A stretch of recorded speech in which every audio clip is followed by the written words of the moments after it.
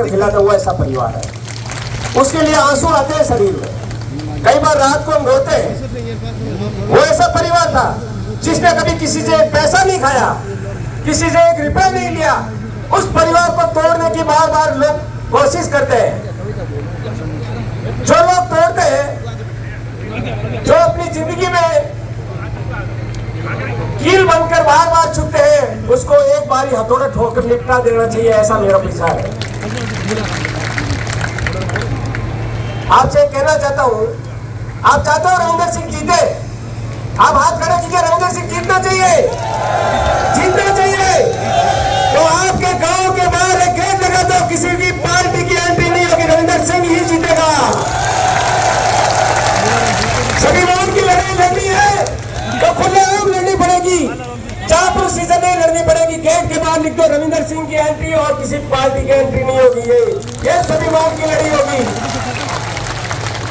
मैं ये कहना चाहता हूं कि 100 प्याले एक ही साथ क्यों ना हो जाए, वजीर की एक चाल से ही सतलज को हिला सकते हैं हम ये कहना चाहते हैं कि इस देश में जिस समय दलितों के साथ, पूरे भारत के साथ कई अत्याचार हुए थे, लेकिन राजपूत समाज हमेशा दलितों के साथ खड़ा रहा है, देश के अंदर साथ खड़ा रहा है। उसका उदाहरण देश के महाराणा प्रताप ने जिस समय देश में लड़ाई लड़ी थी स्वाभिमान की, सबसे पहले लड़ाई लड़ी थी महाराणा प्रताप ने स्वाभिमान की। उस समय भी पूंजा भील ने कहा था कि महाराणा प्रताप जी आपका पसीना गिरेगा, पूंजा भील का खून बहेगा, आपके साथ खड़े दलित समाज। इस देश से उन लोगों को अपने पार किया है। डॉक्टर भीमराव अम्बेडकर इस देश का संविधान लिखा था। उस समय उस परिवार को अगर सबसे ज्यादा किसी ने सहयोग किया तो राजपूत समाज ने सहयोग किया था। गढ़वाल पर गुजरात के परिवार ने उनको फौरन पढ़ने के लिए भेजा था और कहा था कि राजपूत समाज बाबा साहब आपके साथ है, आपके पढ़ाई में आपके साथ है। और बाबा साहब के पढ़ाई में सहयोग किया और वही बाबा साहब आज देश का संविधान लिख दिया। ये कोई छोटी बात नहीं है। मैं कहना चाहता हूं जसवंत सिंह जसोल, जिसका नाम पूरे देश में नहीं पूरी दुनिया में गूंजता है, कैसे मैं आपको बताना चाहता हूं थोड़ा सा। जब उनका टिकट क्यों काटा गया, उनका टिकट इसलिए काटा गया, इसलिए नहीं काटा गया कि बाड़मेर से चुनाव नहीं लड़ना है।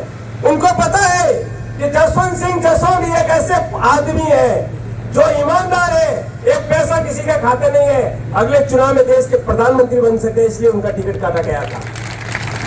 उनका बदला लेने का टाइम आ गया है। सही बात कह रहा हूं ना, उनका बदला लेने का टाइम आ गया है और बदला बाड़मेर की जनता लेगी। ये सभी मान की लड़ाई है जो जिंदा रखने के लिए आज रविंदर सिंह जी खड़े हो रहे, उनको जिताना है। जिस आदमी ने कंधार कितना बड़ा राज्य है, आपको पता है? कंधार के अंदर कोई आदमी है ना, चील भी निकले ना, उसका भी पता चल जाता है। आतंकवादियों की सबसे बड़ी भूमिका है कंधार में।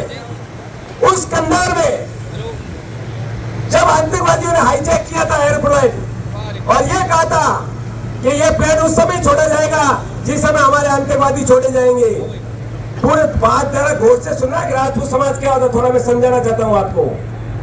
उनको ये कहा था कि कंधार में हाईजैक हो गया प्लेन, पूरे देश कहने लगा इतना बड़ा प्लेन हाईजैक हो गया, हर आदमी की जबान पे था कि सभी भारतीयों को हाईजैकर बंदी बना दिया गया है। कई नेताओं को कहा गया, बिहार, उत्तर प्रदेश, एमपी, गुजरात के नेताओं को कहा गया कि एक कंधार एक नेता को साथ जाना पड़ेगा, एक कंधार में एक नेता को साथ जाना पड़ेगा तो हाईजैक ये छोड़ा जाएगा। तो लोगों ने क्या कहा पता आपको? कुछ लोगों ने क्या कहा आपको पता है? लोगों ने कहा हम नहीं जाएंगे, वो आतंकवादियों का इलाका है, हमको मार देंगे। यही जसवंत सिंह बाड़मेर से निकले थे एमपी, इन्होंने कहा था मैं जाऊंगा जनता के लिए और भारत के लिए मैं जाऊंगा, इस स्वाभिमान की लड़ाई है, ये मैं लड़ूंगा। वो अपनी जान दिल्ली में लेकर गए थे और वहां से सभी लोगों को छुड़ा कर भारत आए थे। वो है जसवंत सिंह। जसवंत सिंह कौन है? जसवंत सिंह बहुत बड़े आदमी है। आपको एक खुशखबरी दे दूं मैं, ये जोधपुर का जो एम्स हॉस्पिटल है, उस एम्स हॉस्पिटल में मैं 2 साल से लड़ाई लड़ रहा हूँ। इस हॉस्पिटल को लाने वाले जसवंत सिंह जसोल है और यह उसकी उनकी मूर्ति लगनी चाहिए। मैंने एप्लीकेशन मूव की है और दुनिया की कोई ताकत उसको रोक नहीं सकता रहने के लिए। और एम्स के अंदर जसवंत सिंह जसोल की प्रतिमा लगेगी, उसे कोई रोक नहीं सकता। इसके लिए चाहे मुझे बलिदान होना पड़े, मैं होके रहूंगा। आप